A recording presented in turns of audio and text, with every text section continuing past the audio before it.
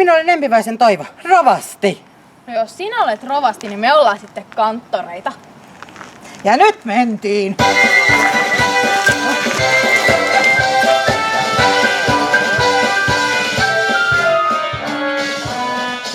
Ai, nyt se on sitten vuosi 1995.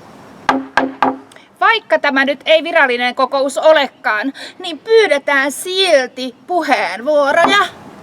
Kyllä pitäisi saada tämä Lapinjärvi jotenkin maailmankartalle. Petro, älä nyt ota näitä kunnan asioita liian raskaasti.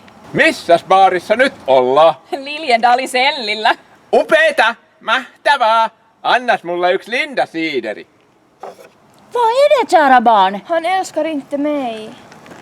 Tää ei kyllä taida olla ihan se taiteilija, jota työ oottelitte.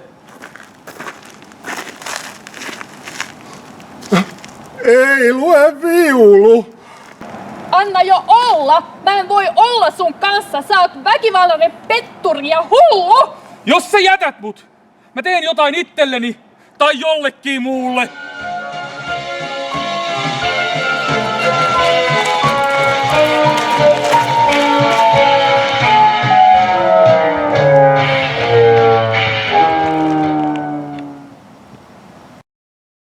Ootko sä taas mukana siinä kesäteatterissa? Tavallaan.